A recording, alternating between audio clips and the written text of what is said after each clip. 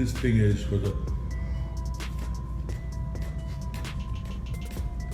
then this finger here is for this. So it really depends, then it's with both fingers. So it really depends, what the situation is. This finger, ow!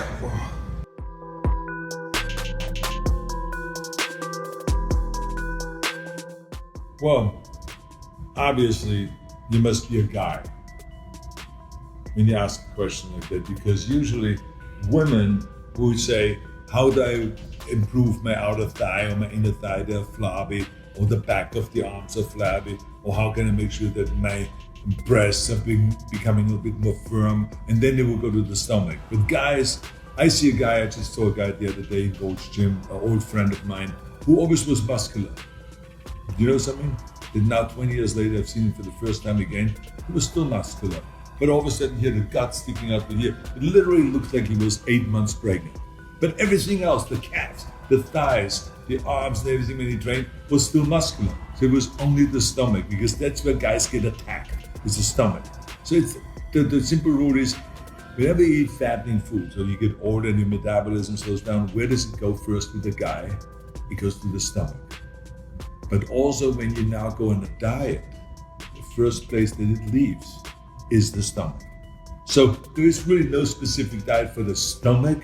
It's just in general, you want to lose body fat. Your body fat maybe is at 15%, you want to get it down to 12% or to 10%. The way you do that is by burning more calories every day than you eat. So what you want to do is let's say to take 2,000, the number 2,000. You want to go and have 2,000 calories you eat every day, but burn off 2,500 calories a day. And now you have a negative of 500, and every day you will start slowly going down with the body weight, down with the body fat. The first place where we go is at the stomach. So you do your stomach exercises at the same time, your crunches. Remember, 200 crunches every day is a must.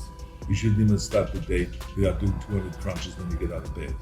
And then you do some sit-ups and some leg raises, some twists and all those kind of things. Do some bicycling, obviously some cardiovascular work, but also work out with the weights. That is how you get the stomach down. And then of course, don't forget to do the vacuum. Practice the vacuum. So that when I'm gonna stand up right now, you stand like this, you hold it like that, 15 seconds, 3 times 15 seconds, and now your brain starts remembering, oh, one of the functions I have is pulling the stomach in, not letting it hang out, but like pulling it in, controlling it. As much as you practice every day standing across against the wall. That reminds you always, it reminds the back that you got to keep your back straight rather than start slouching down like so many guys do when they get to be like 40, 45. All of a sudden you walk around like that, like beaten dogs. I hate that look. So forget about that. So stand against the wall every day and just practice and keep your head back, your chest out, and stand like this for 5 minutes. It reminds the head, the brain, that it has to keep you straight all day. The same is with the stomach always. It keeps you always pulling in the stomach and remind you not to just let it out and be out of control.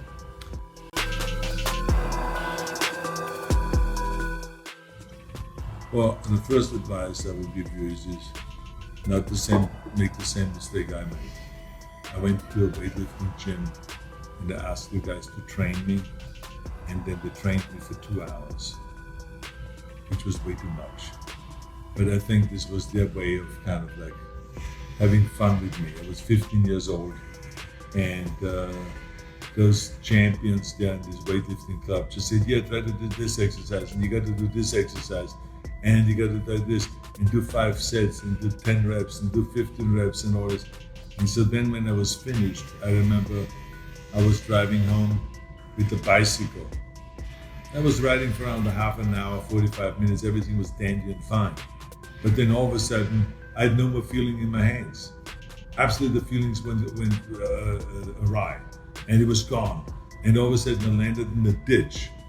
I wiped out with the bicycle because I did not know how to hold on to the bar. And I didn't have any feelings anymore in my hands. And then all of a sudden my legs gave out. So I was like walking home, like totally wobbly, and it was disastrous. And the next day I was so sore everywhere. So that was the wrong way to start. So what I would do is just simply do no more than 3 sets of body part. There's no hurry. We've done it all these years without it. So now just slowly start with 3 sets of 10 reps for each exercise. 3 sets of curls, 3 sets of triceps extensions, 3 sets of shoulder press, 3 sets of squats, everything 3 sets, and then let it be. And then slowly work up there from there. And then as soon as you start detecting that there's certain areas that you develop really well because of genetics, and other areas that you won't develop well, that they're falling behind, then you know how to make the adjustment to your training, where you keep doing the 3 sets for the body parts that grow really well, but you now increase to 5 sets of body parts or 6 sets with those body parts that don't grow so well and that are falling behind. This is how you can make the adjustments, and that's why I always say, everyone cannot train the same training routine because everyone has a different body and everyone has different needs.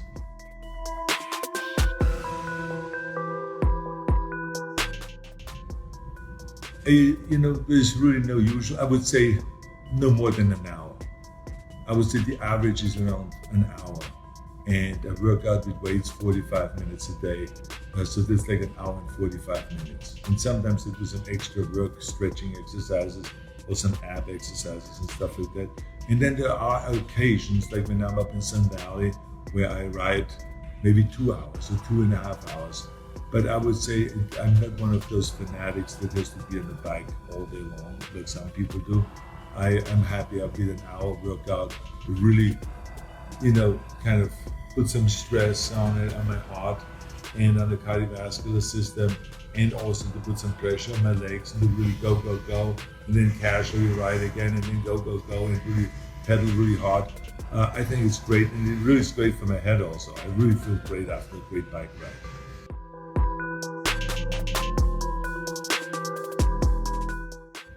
My best squat was around 575, but like I said, many times I went up to 550, but they very rarely went to 575, but it was my best. I would also say at the same time that squat was never my number one strength. I did not have the right leg length and the right proportions for really being a good squatter. So I was struggling much more. I was bending forward much more. I was having to put a block underneath my heels to keep straight, to keep the body straight. I remember that Franco Colombo, he had the perfect body for squats. So Ken Waller had a perfect body. Sergio Oliva, they all had like a really great body, perfect bone structure for squats. I never did it, but I did it. I did my 10 sets of squats, and I did a lot of front squats. I had the bar coming across here, and had my arms here holding the bar, keeping the elbows up high, and then just looking up and going down because they kept my position and my body pretty straight. So I did that a lot of times. But squat is just a very important exercise. It's like deadlift and bench press and like rowing, bent over rowing, and dumbbell flies and barbell curls. These are all basic exercises that you need to do. So I was a fanatic about squats. And I used to train with people like Franco that were good squatters to inspire me.